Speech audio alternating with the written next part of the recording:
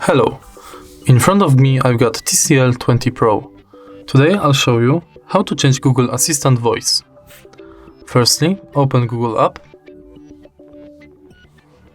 then click the button in the right corner. Next, go to Settings, Google Assistant,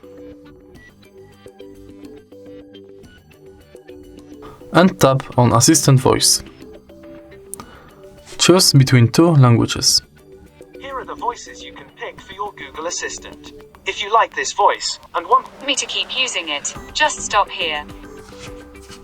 If you find this video helpful, please leave like, comment and subscribe.